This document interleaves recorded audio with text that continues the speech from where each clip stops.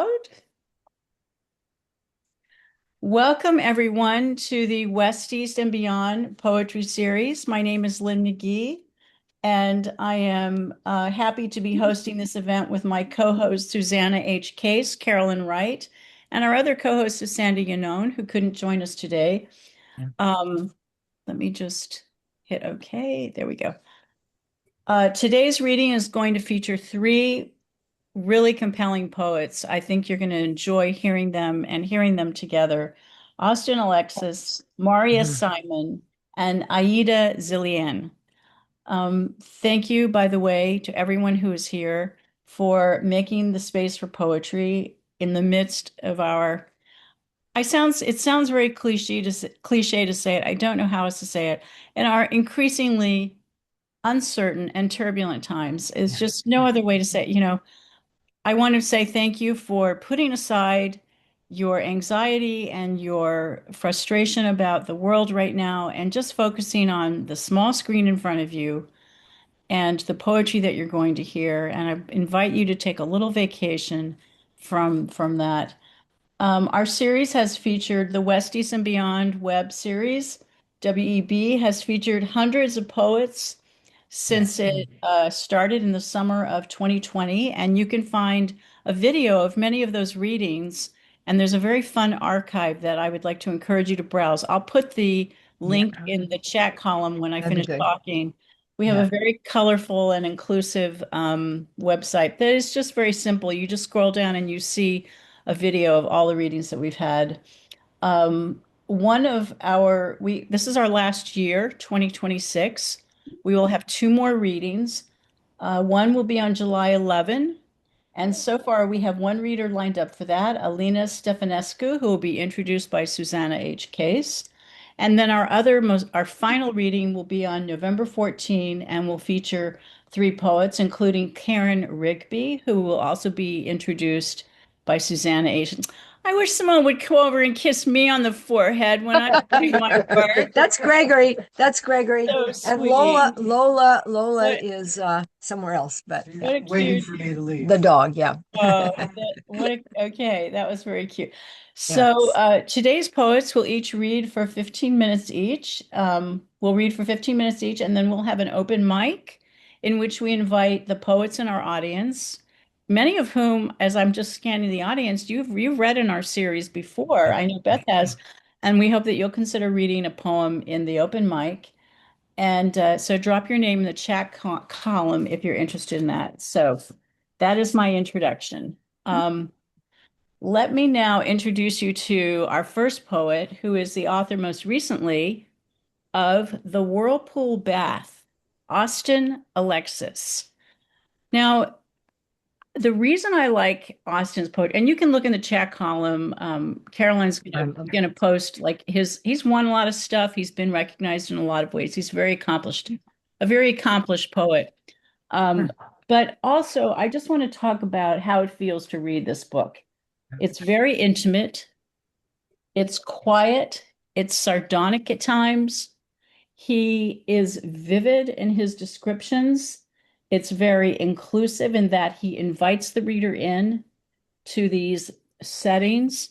Let me tell you some things other people have said about him. So Jennifer Juno, she said about Austin that this book, The Whirlpool Bath, begins with a sensual journey through a gym, beginning in the weights room, which smells like the swamp and where noises are shy and dreamlike and smothered. Those are quotes from the poems.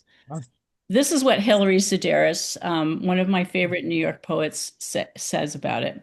She says, "It's easy to feel enraged by the suffering, injustice, and downright sadism of our current moment.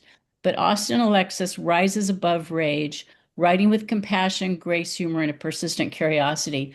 The curiosity is what really drives his poems. Please pay attention to that as you're listening. William Considine said that he provides readers with a probing, soothing, warm-hearted, sometimes heated flow of resonant language. And the word resonant is important in that because his language is very beautiful. It's very lyric. It's very musical. It's beautiful. And I wrote about his work that he presents intimate spaces so immersive they feel like a past life. Intimacy is also weaponized, but innocence always wins. Children are told they have no history. They feel lost until, quote, the lifeboat of research arrived, the lifeguard of knowledge. The lifeguard of knowledge. I mean, it's a great description for what a poet does. This is a collection meant to be absorbed as much as read, as steam itself becomes a veil where, quote, the earthy and the heavenly unite. So, with that in mind, please welcome, you're in for such a treat, Austin Alexis. And please mute yourself. Mute yourself. Oh, yeah, sorry. Oh, I'm so glad to be here. Thank you so much, Lynn, and thank you so much, Susana. I'm really excited about this reading. And that was a beautiful introduction, so thank you so much, Lynn. So I'll start off with two poems from the new book, The Whirlpool Bath.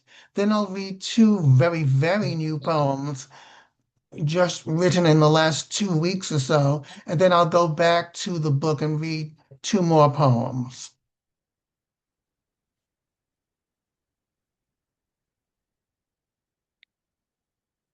So starting on page 24 of the book, The Steam Room. Someone coughed, has coughed, coughs, is coughing. Is the COVID virus wafting on steam, in steam, through the steamed air? Is the toweled man breathing in illness, breathing in illness? As he slumps back, the wet white wall greases his hairy back. His skimpy pale towel barely covers his crotch. His thighs slip on the lubricated tile slab, passing for a bench. He fidgets in agitation, then exhales in relaxation. The thin glass door allows fluorescence in. No one truly looks at anyone, though everyone glances at someone. Tiles gleam in the light beams. Like the tiles in a catechism's pictures, its depictions of heaven, these tiles idealize themselves into something as delicious as the decor of paradise. The room encompasses hell and heaven. Rivulets of sweat scald and anoint the patrons of this place, this convent of heat, where steam is a veil that exposes one to viruses, to the sensual, to the sacred, to the inner life, where the earthly and the heavenly unite.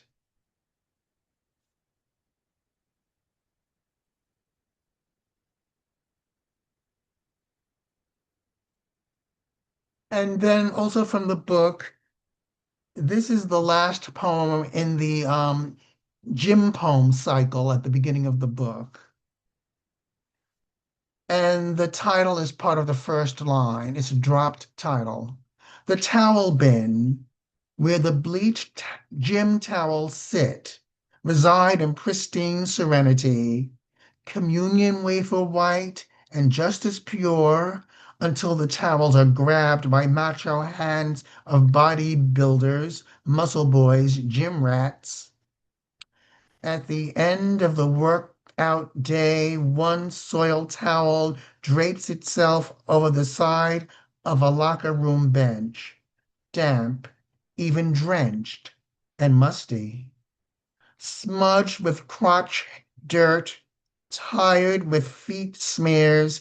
It longs for Clorox as it desires to be its best self, starch clean, neatly folded, stacked in a bin or on a rack, fresh from a washer and a dryer.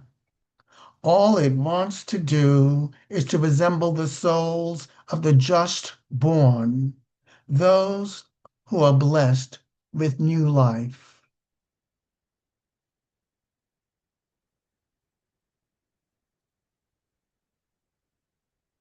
Okay, now I'll read some very new poems that both deal with illness. I have a friend who's very, very ill, and I've been involved with her care.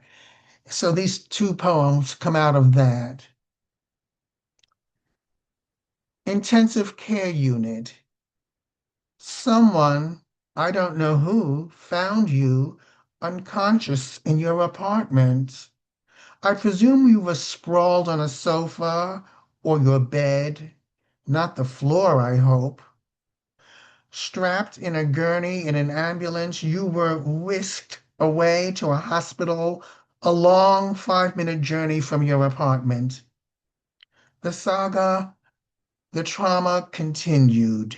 You lay on a hospital bed, a hospital ICU bed, its sheet suggestive of a rippled pond, your petal-thin passive body floating without water. Peaceful in rest, sleeping beauty, your face peeking out above a heap of blankets, you existed beyond the struggles of life. But no, you had to fight merely to open your eyes. You strove to keep them glazed but seeing, the world of doctors straining to save you, and the dimension of health, that bastardly realm that had abandoned you. Restless in a semi-twilight state, I imagine your fingers budged, pulsed, sluggish worms, surrounded by medical beeps like pesky insects, circled by machines displaying colorful lines, tracking your pulse and your blood pressure. You dwelled in a meadow of instruments striving with branches of magic electricity to keep you, if not thriving, at least alive. In time, I visit you, but refuse to see you on that mattress. Instead, I envision energetic you, bounding through your brownstone neighborhood, strolling into a health food store, sashaying out of a Q train subway exit, sipping herbal tea in a local cafe, doing Tai Chi moves in your living room. Your body lodged in a hospital unit is a paradox I won't figure out, nor accept, nor even acknowledge. I am an audience that views Sleeping Beauty as she rises in her point shoes and sustains a balance while holding roses in her right hand.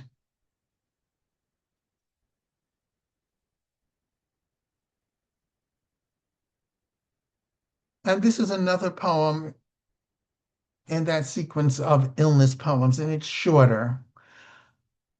Dining at a nursing home. Some of the residents resist the meal, lips pressed together, tight as a fan that refuses to unfurl. They sit, no, slouch back, or slump forward over the dining table without looking at it. Other patients, nervous sparrows, eat and eat, eager for activity, something to do with idle hands. Their hands reach out, trembling but determined to land on a biscuit, secure a spoon, tentatively scoop up sad pools of sauce and gravy.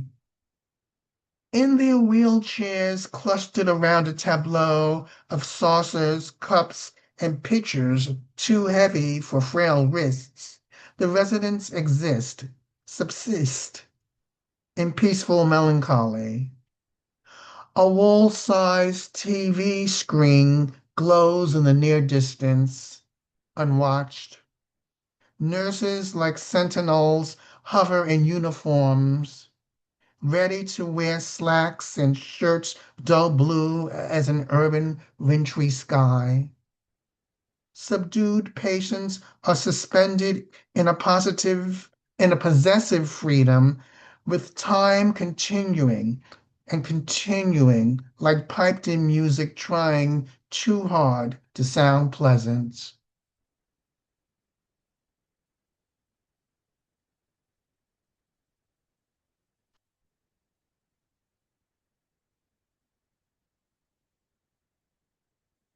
Now back to the book.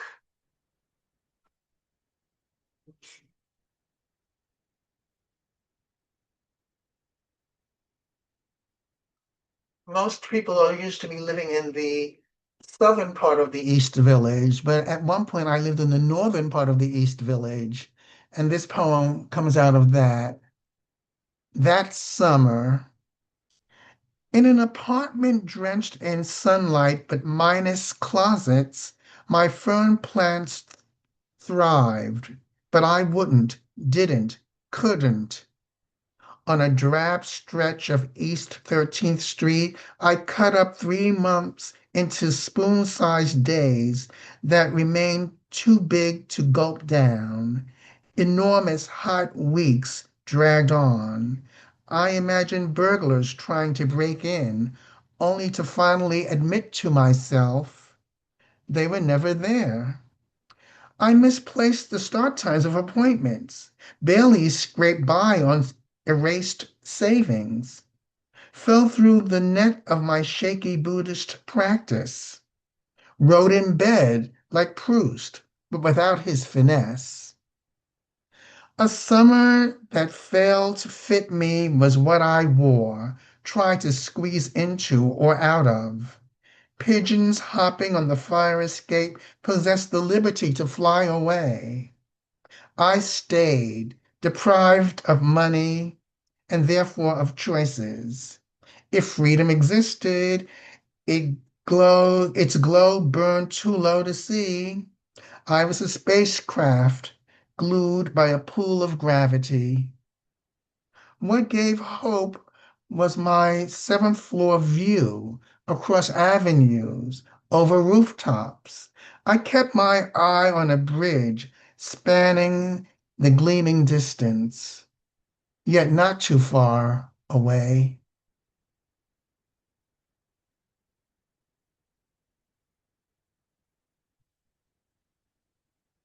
And I'll end with another poem from close to the end of the book, Entering, and it's a poem about the death of a relative.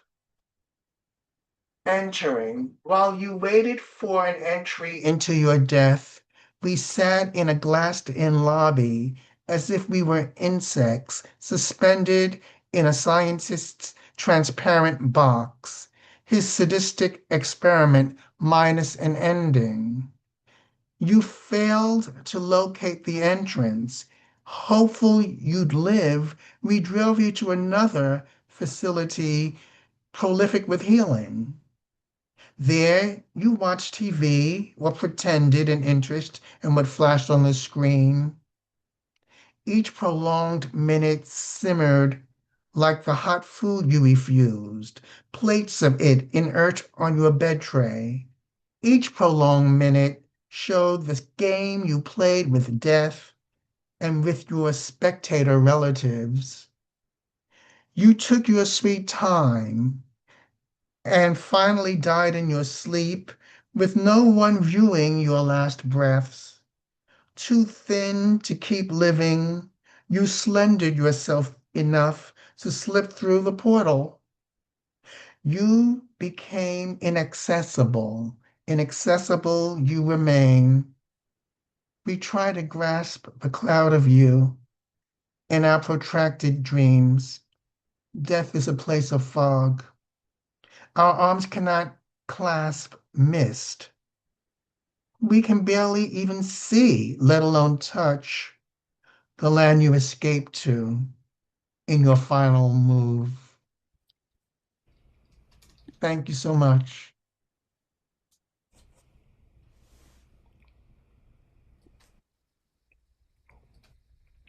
Thank you, Austin. I admire your ability to distill poetry out of environments which don't necessarily lend themselves to it, like gymnasiums and hospitals. So very, very interesting work. And now I need to pause a minute, and I just want to put Aida's book cover up for us. So, I'm very pleased to introduce the work of Aida Zilelian today.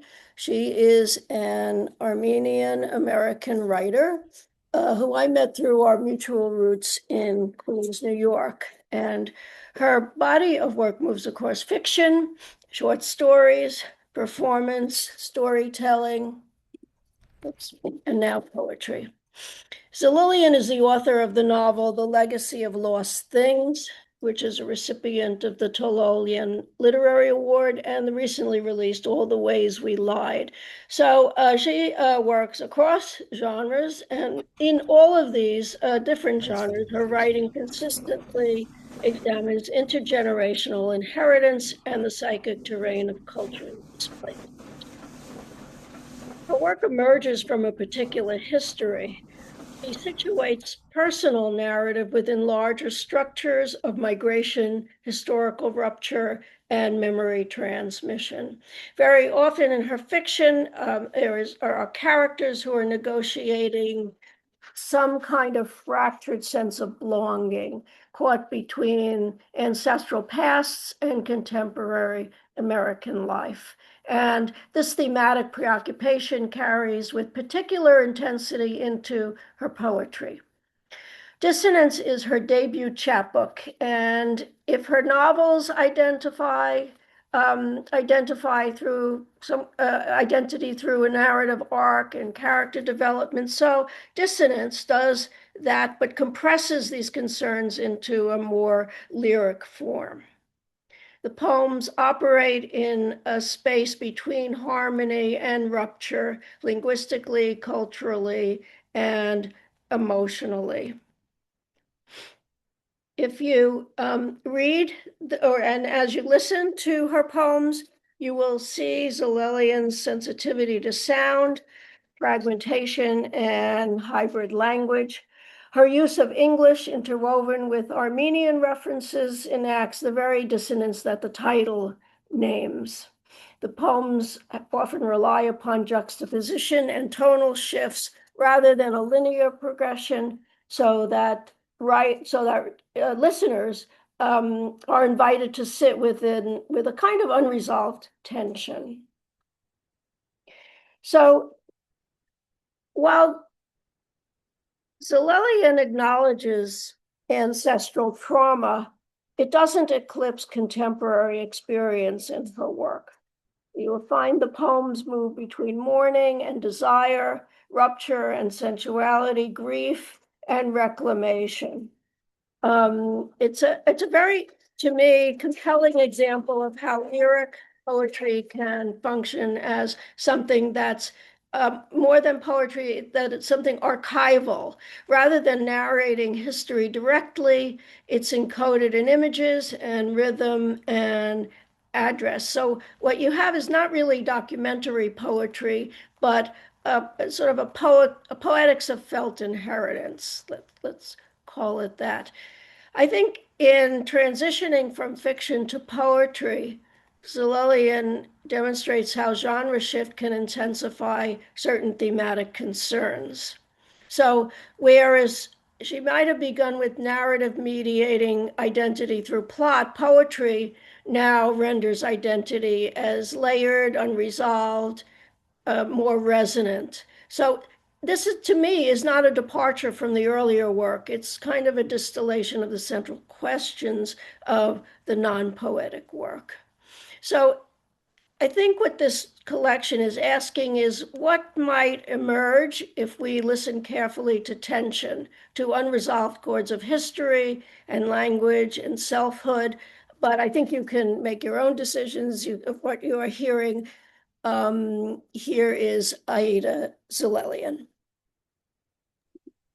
Wow, Susana, that was the most beautiful introduction I think I've ever had. I am so moved by you right now. Thank you so much. Especially because I'm new to writing poems. I returned to them 2 years ago, and I hadn't written in decades. And I was shocked when I won the Swan Scythe contest for this chapbook. And I'm so glad to be with all of you. And Austin, thank you for sharing all of that. That was lovely. I am going to read many from this collection, and I have one or two that I'll be reading outside of this. And as Susana mentioned, it is compressed, it is intense, it is an autobiographical arc. And I'm going to be reading poems that capture those moments in my life. This is called The Escape Artist. If my autobiography were a tombstone, it would read, "Here lies the escape artist of perilous feats." I'm 12 years old. My grandmother shake at the stove, whipping boxed potato flakes, frying chicken cutlets, dousing shredded cabbage with vinegar. My mother grips a suitcase for my last exit. My grandmother's hands holding a Pyrex bowl tremble. How did I escape abandonment? The smell of a fresh corpse, the chimney chugging away as my childhood disappeared. My immigrant father, I would pretend to sleep when he kissed my cheek, the blue-black sky in the window. In 12 hours' time, he would materialize like a folklore eating dolma, his calloused hand gripping a spoon of madzun, his favorite condiment. He'd lay paralyzed in the same bed from which he rose all those mornings, building rich houses for his dead father, nothing to outrun but a lost genocide. My husband's birthday and the fertility clinic calls to say, "Your numbers are dropping."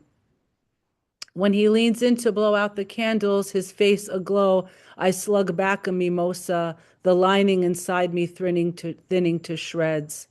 Motherhood is a hieroglyphic task.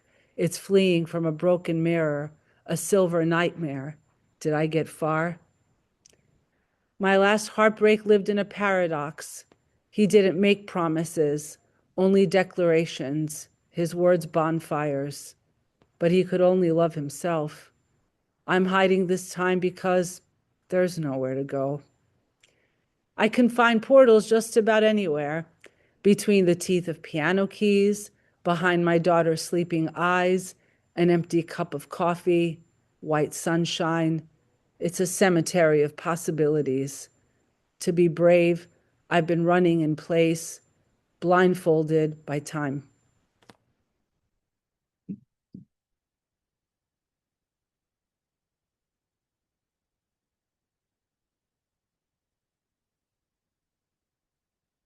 This is for my grandmother, Shake, who lived in communist Romania after she fled the Armenian genocide. Shake. And the word Heilig means father. Schnitzel, hot farina with honey for winter mornings, your concoction of egg yolk, sugar, warm milk. That is your language. World War II, Allied planes, aerial bombs, your firstborn's naked cry in an abandoned hospital, Bucharest, a chord of history and annihilation. Your purse smells of linen and spearmint gum, playing guess the hand with a penny in the back seat, Heidi raging against midtown traffic. We jostle and it feels dangerous because he's not angry. Something has a hold of him again. When it's over, it's gone. But this time he slams the Cadillac brakes. If only I sat on the far right, I wouldn't have seen the face of the cab driver, my father's twisted grip of the man's collar, his teeth cracking into his mouth. My father drives away, his knuckles are smattered red, his hands gliding along the steering wheel. There is a hospital in his backyard that implodes every day. Sunken Meadow Beach, the waves lapping against my torso as I watch you amidst a sea of transistor radios and coolers calling out for me. You're looking for your brother, nameless, preserved by salt in the Black Sea. 16, his face resurfaces like a buoy of demented grief. A splash of Janate on my 12th birthday. Oriortes hima. You're a young lady now, you murmur. Scented lip gloss strawberry, you wrapped in tissue paper. Roy Rogers, I wear overalls and combat boots, your old knit cardigan, ink blue, my bobbed hair smells of cigarettes. The booth where we sit is a campfire for our recollections. You hand me a folded $20 bill, 4 hours pay at my retail job. I say thank you and won't cry yet.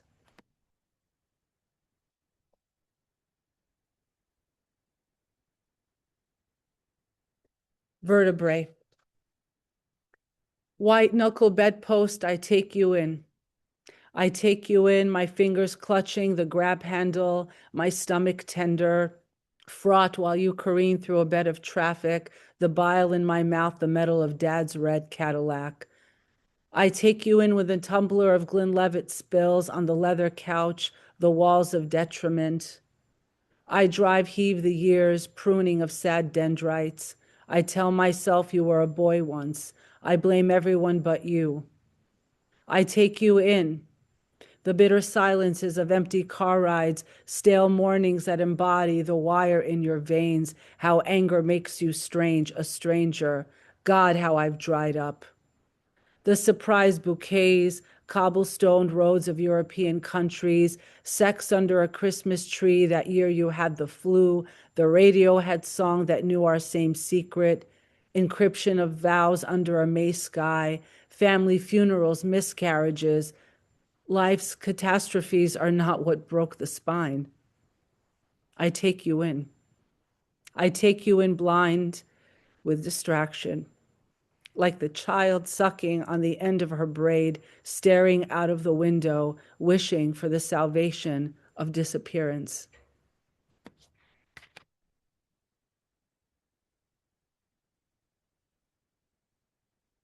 Figs. Every September, I gather figs from the towering tree in my backyard. I balance on the tallest step of a paint-stained ladder and hold a plastic bowl, gently pluck the tender fruit in my palm. The dark green leaves itch my hands and wrists. The sappy stems stick to my fingers like old glue. I avert wasps, suffer flies above my head, dot my arms with calamine after the mosquitoes have feasted. I arrange my harvests on a white platter and admire the smooth shape as if I was the tree itself. This early autumn, I left a broken summer behind. Life has imploded and its fragments rattle inside me like old keys. Through my kitchen window, I watch bees swarm in the oblivion. Each fig burst open with decay, hanging limply. They sour the air, no longer sweet. How foul they are, their insides exposed, guts and sickly. I should feel remorse, the waste, and now the ritual broken. I wonder if I will ever return, barefoot and naive, when I reached for every ripe bit, when salvaging had been my best and only hope.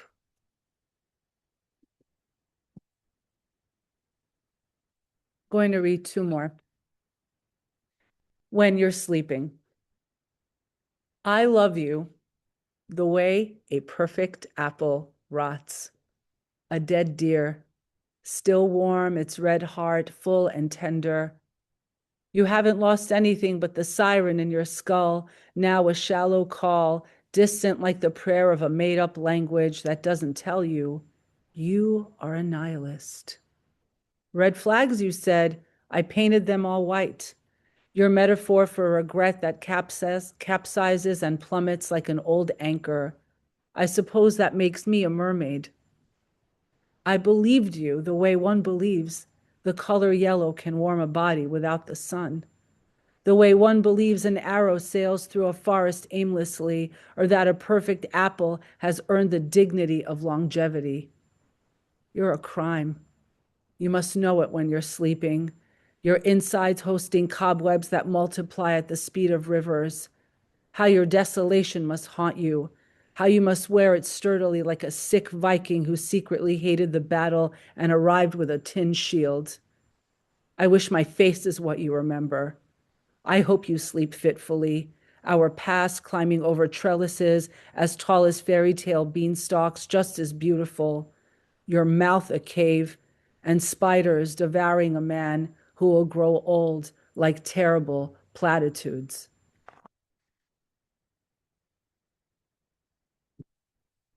Thank you for listening. This is my last poem, Divorcee. The opal blue sky on a cool summer night. This is a grave place of unburdening. I should be sitting in my yard listening to the neighbors too loud classic rock. My girl 13 has been tight-lipped for days, and sometimes I still hate my mother. I'm in love again. He's not reckless, but the end may be. Everyone is sitting in a warm bath as if it had been drafted and waiting for their midlife bones. I say more tequila and why not another cigarette? Now I can wear belly t-shirts because I've always wanted to. I had been told no for so long, I gave up. Everyone is always embarrassed. Periwinkle, the sky has deepened. I see the cloud of trees through my kitchen window. The summer air is safe and open finally. I'm dumb with distraction, my girl in my head like a riddle, wishing myself into the night where my love is not heavy with the ache or the distance between us. Thank you.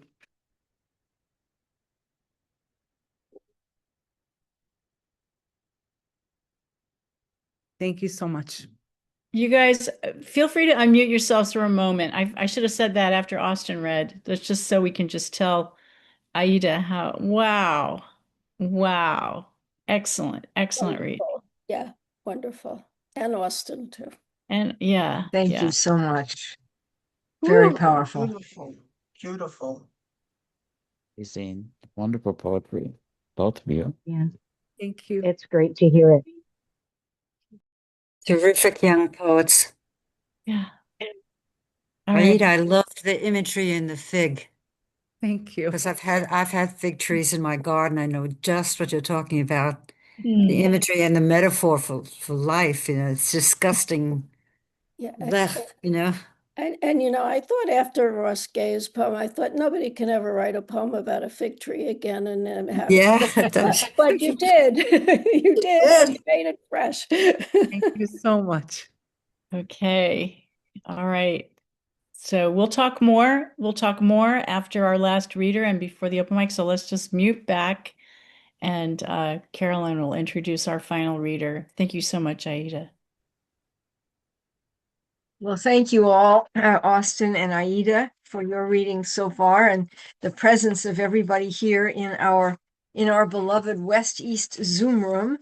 I'm so happy that you're all here, and I'm so honored to be able to introduce Maurya. It's amazing. I have known Maurya. Well, let's say that I first met Maurya in the way that it's said in India that children of the Hindu faith, when they first hear the Mahabharata and the Ramayana being recited, they hear it in their mother's wombs. So they do not know, they never know. There was no first time that they ever heard it because they had always heard it from the time that they were first conceived. So in a way, I kind of feel as if I have known Maurya for that long because I can't really recall. We both had this experience with India, which we'll talk about later. But it actually may be more prosaic the way that I met her because in the early '90s, I was honored to receive an award from from a magazine called Poet Lore. It was a narrative poetry prize, and the John Williams Andrews Narrative Prize. I don't know if they still offer it, but the judge was this poet called Maurya Simon. And I was so honored by her very thoughtful and perceptive, I hoped, remarks about my winning poem. And so I can't remember how we stayed in touch. I think this was like the dawn of the email era, the early 90s. And so I managed to find your email and we were in contact. So, and then a few years later, her first book that I was aware of, The Golden Labyrinth, came out. Sorry, I think there's some glare there, but this was her poems about her time in South India on a Fulbright Indo-American fellowship. And this was just a wonderful book. I read through it and I still have my copy. So that's the first one. And in it is a postcard from Maurya. And let's see, I can't even, oh, it's from Mexico. It's from a gallery. And on the back, she has found my address because by then I have been in India and Bangladesh also. And now I am at the Department of Sanskrit and Indian Studies. And she's written me this wonderful postcard about we're both searching for publishers for our next books, and we've each got a couple of manuscripts that we're circulating. So it was kind of fun to have this sort of interwoven history. So that was that book. Well, this book did get published because it came out in 95, I think. The postcard was from 93. So publishing happened. And then more publishing for Maurya. Her book from Red Hand called Cartographies. I wish I could show the covers without the glare, but that one came out, and then a few other books. And the other one I next have is The Wilderness, which is also from Red Hand. It is a new and selected, and it contains work from all of these previous volumes. And all of these books have been nominated for and received runners up and honorable mention in a number of competitions. I mean, to be nominated for the Pulitzer and the National Book Award and to be a finalist for these is just, amazing. So I've been very impressed with her work all along. And most recently, before the current book, was this wonderful novella called La Sirena. And this one has a nice, slightly matte cover so you can see it better. In any case, this is like a novella in verse. And then we come to the poem, the book that we are here today to learn about, called The Blue Bridge. And you've got the cover up there. You don't need me to show it. This is an amazing book that has, it's her work. Maurya's work has dealt so much with culture, with the interactions between individuals, family members, family history, in her case, going back to Central Europe and coming across, escaping from the middle of Europe in the middle of the 20th century, a time when many people were escaping all kinds of oppression and death camps. And, her family made it here. Her ancestors made it here, where she grew up in Southern California. And now the new book is really focused closely. The Blue Bridge is focused closely on this region, the Southern California region, and the life there, the plant life, the natural history, and the human history. And the Blue Bridge is a kind of a quietly brilliant tour de force that bears witness to and laments and even rails against the dire and lasting dangers created in this century by humans, human greed and folly, especially environmental degradation and destruction. And yet, while it mourns the peril of endangered and extinct species, it also celebrates the persistence of small creatures and larger ones as well, including humans. And we're all at increasingly at risk in the violence of this current era in this country and everywhere in the world, as we know from the events of the last few weeks worldwide. But this is a book that, the cover is so lovely, and it almost looks, it's very not utopian, but it reminds me of some of the more lyrical artists of the early 70s, or the musicians, especially some of the women, and those wonderful lacy dresses. And yet, this is the work of a very powerful poet at the apex of her powers. So it is my great honor to present to you Maurya Simon. So Wow. Thank you, Caroline. What a wonderful introduction and you're such an astute reader of my poetry. I greatly appreciate it. And many thanks also to Sandy and Susana and Lynn for organizing and hosting these wonderful yeah. readings. I so enjoyed Austin and Aida's readings. Austin's last poem was really evocative and deeply moving, an elegy, just quite beautiful. And Aida's poems are just so they're such rich tapestries, and they're so beautifully steeped in history. Just remarkable. Thank you. Um, so it's kind of hard to read after that introduction. Like you can just leave at this point. But I will read maybe four poems. And I'll start with one. Um, because America is currently at war with Iran, and it would seem with the rest of the world, and because our government is at war with its own citizens, um, I'd like to begin by reading a poem about war. It's actually an anti-war poem.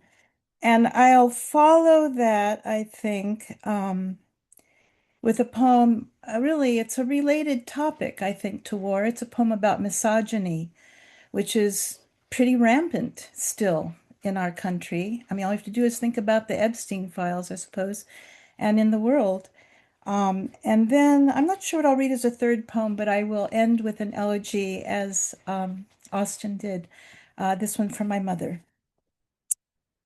And I would like to ask you something unusual, the listeners, and that is to not chat during my reading, because I find it very distracting when those little boxes pop up with the chats, and there's probably some way for me to change that, but I'm not very adept at technological things on the computer. So, and I really would love it if people could just focus on my poems and not on their reactions, which I deeply appreciate. But so please, no chatting if you don't mind. I've never asked that during a Zoom reading, but I thought I would do it this time, and hopefully I don't offend anyone by doing that.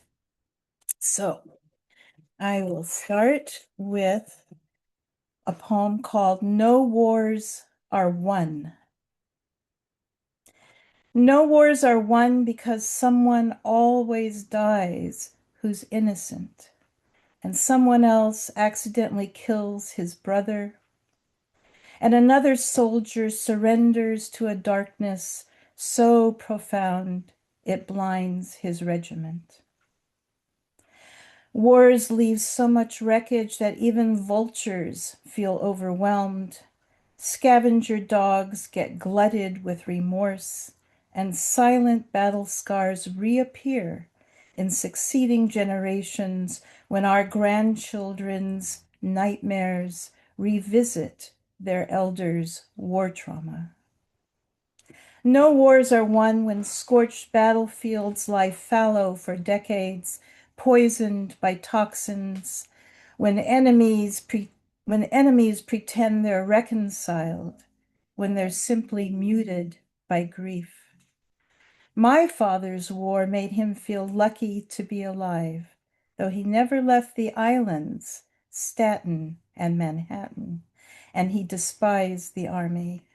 Your father's battles won him a Bronze Star, a Purple Heart, shrapnel in his back, and worse, PTSD that he's passed on to you, his son. Because your dad's kins were murdered by Nazis, his was a, in quotations, good war, he said. I disagree. For how can any war be worthy when both sides lose their moral compass, when slain bodies blanket earth, blindly sowing despair's seeds? I should have mentioned that the you whom I address at the end was my husband, Robert. So this is the poem that I mentioned that addresses misogyny, and it's in 11 very short parts. And I will, I think, read the numbers in between. And it's called What I Was Taught. 1. My girlish body, a keg of gunpowder, awaiting a boy's glance to ignite, his thoughts fueling it with an incendiary wallop. And all I need do is cover my skin with shame, seal my taut lips, swallow my pride, bite my tongue, then smile as any boy sniffs my shadow, trailing me like a dog, hungry, panting, and aching for that explosion I have surely laid as a booby trap for him. 2. When they speak first in class, as they always do, cutting off my quiet words and loud ideas, I pretend not to care. Pretend I'm so impressed by their braininess, by their brilliant, boyish blather. 3. Being thin is a virtue that's equal in value to a girl's face, which needs to be pleasing. Large breasts are important. Large breasts are important too, as is an abundant ass. Be dime thin yet buxom as a pinup girl, yet be demure. 4. I said to myself, what does it matter what the body is for? Getting me from sink to desk, pushing food down its throat, then shitting out the calories, bleeding every month like a fertility machine. Why study Latin, French, math, poetry? 5. Who starts the wars, I thought? Who bloodies each other on every schoolyard? Who catcalls after me like I'm errant cattle? 6. Hey, girl, do you hear me? I'm talking to you, so stop walking away.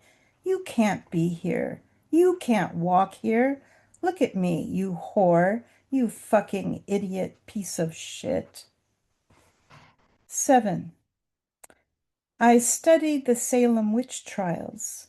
30 convicted, 14 girls and women condemned as Satan's instruments, executed by hanging for staring too long at a full moon, or surviving a fall down the stairs, for spinning too fine a linen, or, like Bridget Bishop, a frequenter of taverns, for dressing flamboyantly and being thrice married.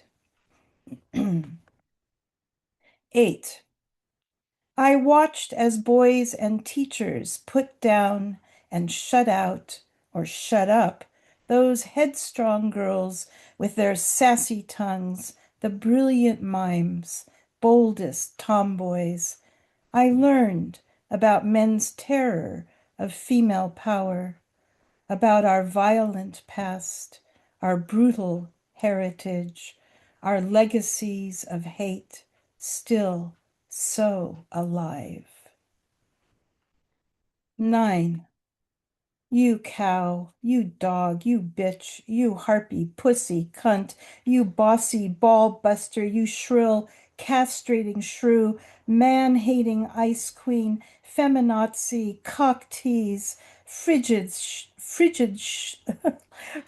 slut, you hysterical old crow, you hormonal neurotic, sleazy skank, you douchebag, strident and catty jail bait. You're asking for it. 10. My girlish body, a thing to be toyed with, grabbed by jocks in high school corridors, a thing not wholly mine, shameful secret, boy magnet with its poisoned heart, maimed dreams, so unlike Circe's body or Athena's armored flesh or fierce Kali with her blood-curdling fangs. 11. A woman in the shape of a monster in the shape of a woman. The skies are full of them.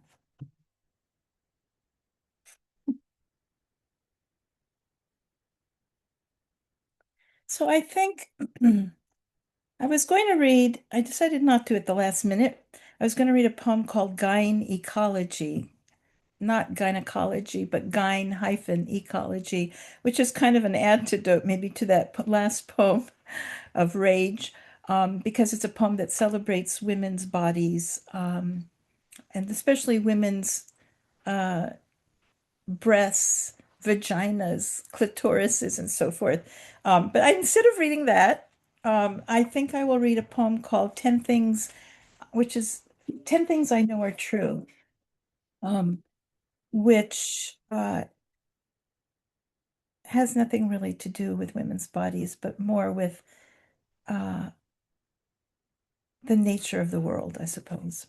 So this is 10 Things I Know Are True. 1. That zero holds in its pouch an infinite number of pregnant thoughts. 2. That death has 3 handmaidens, disbelief, sorrow, and assent, but only the latter believes in rebirth. 3. That autumn's ruby-haired herald bears a fragrance of decomposing dreams. She signals the hibernations of fence lizards and demigods. 4. That gravity keeps our bodies from levitating towards the Milky Way, which, like the sky, spills itself from itself. 5. That taxes are a joke for the rich and a millstone or gallows for the poor. 6. That war will forever rear its ugly, malformed head and bellow like Cronus for more children to eat. 7. That chocolate was Mexico's gift to its Spanish conquerors, while smallpox was Hernando Cortez's legacy to the Aztecs. 8. That hearing children's spangly voices and chiming laughter lowers our blood pressure and increases our endorphins. 9. That despair wears Medusa's hair. And 10. That each skyscape is mystical. Today's neon blue could be a trick up God's sleeve, or else an open door to unbeing. And I think I will end with the last poem in the book, which is called Requiem, and I think I mentioned earlier is an elegy for my mother. My mother was a Los Angeles poet, painter and sculptor, Bela Goldenthal. And this poem is in 4 parts, but I will just pause a little longer between each section. Requiem. How strange that one of her last paintings, an enormous canvas, shows a mighty horse tumbling out of the sky upside down, his massive legs pumping the air, his mouth agape, nostrils flared, eyes rolled back in terror. What did it mean? I never asked my mother, because the painting's power rendered me abashed and speechless. It was as if she'd mysteriously divined my most private nightmare. My mother claimed her eyes were hazel, when in truth they were burnt umber, my favorite pigment on her easel tray. Truer than sienna, warmer than amber, less golden than ochre, bolder than russet, more potent than sepia. She believed her hair was black, but it was more lustrous than obsidian, as thick as a filly's mane. It hung in a long braid down her spine, so when she walked, it swung its pendulum in time to the rhythm of her stroll, air whirlpooling invisibly behind her. Beautiful, my mother's feet, long, slender, silky as a baby's skin. 86 years old, and she's dying, gasping from lungs ransacked by cancer, her mind muddled by rogue cells and radiation. I rub her perfect feet, so like Aphrodite's with their elegant toes, their nacre shells opalescent and smooth. But listening to her ruptured breath, her agonal wheezing, is torment to us both. She gasps, an air-tossed fish, her gills pleading for oxygen as her brave, sacred life flees from us. Yet her shapely feet, her face and body grow more beautiful as death's dark horses draw nearer, as morphine drips its dread and amnesia into her veins. Now the horses snort and paw the ground near her gurney, their muzzles steaming. The charioteer snaps his whip and stokes a whirlwind encircling her room. A moment before her death, my mother suddenly sits up, wide-eyed, memorizing my sister and my faces. She opens her mouth to speak, but instead inhales a huge draught of air, then lies down and dies. A ripple of something, her spirit, a mirage of consciousness, lifts from her skin as her lovely feet curl inwards like seashells, her toenails bluing as the wild-hooved horses drag her off into their vast and endless plains. Thank you.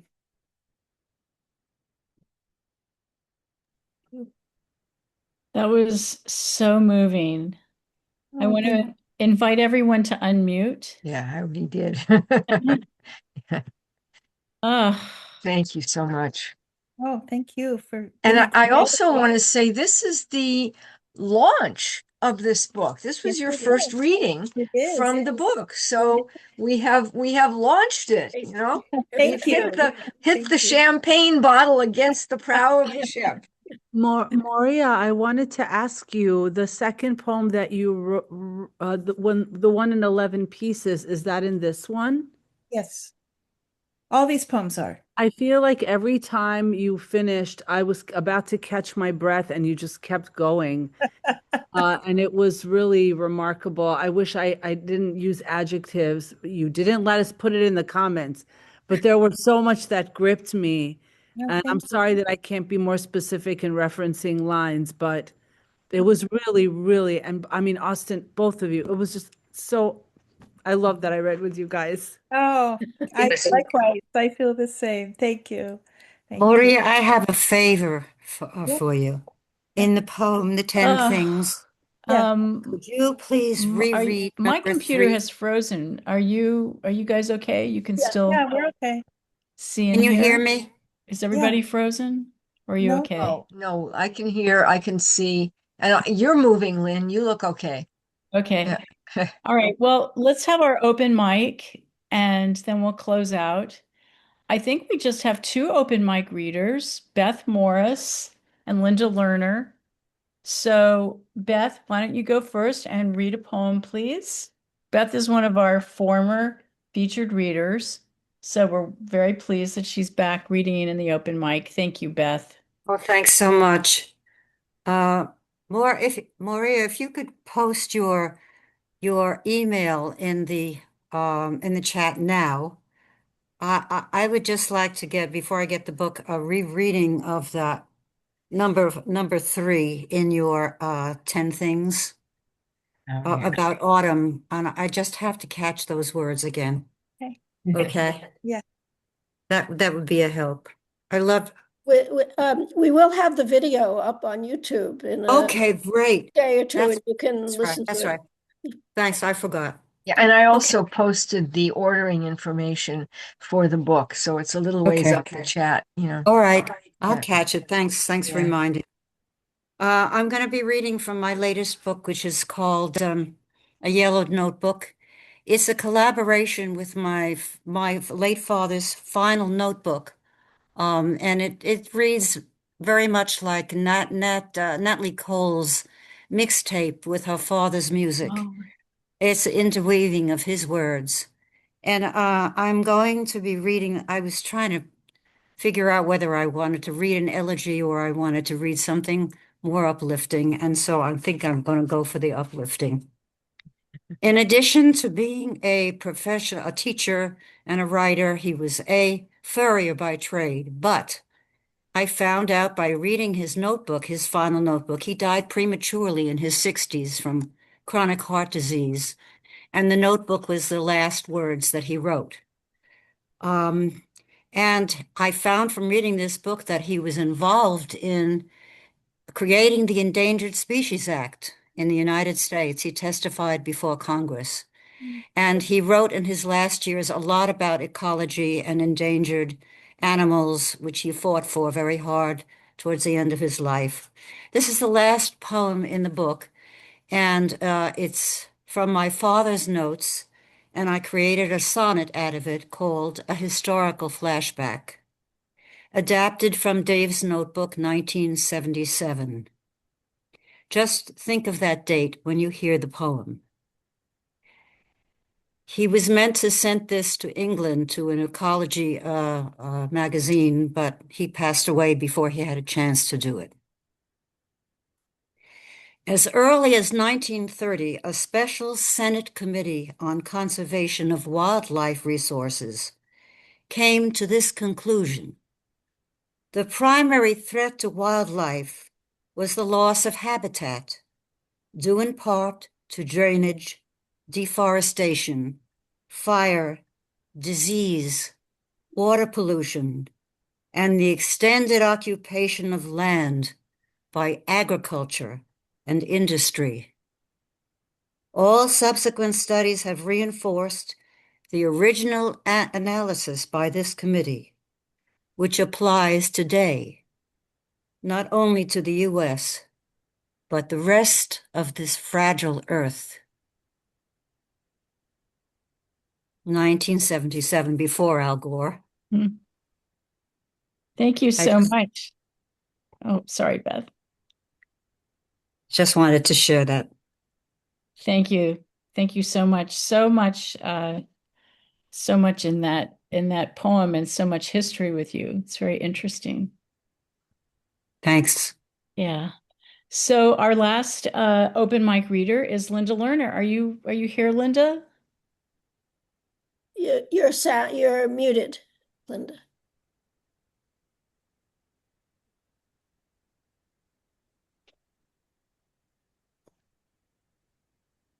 Linda, your mute button is on.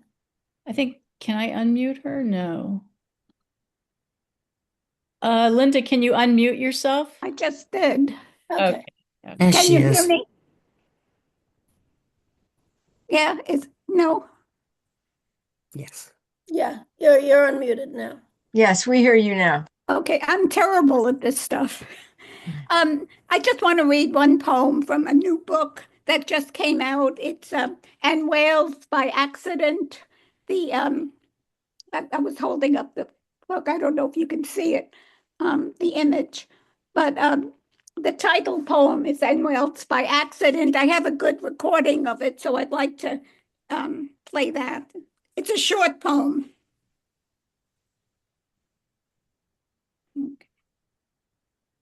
It's a title poem of the book, and I hope it'll work this way.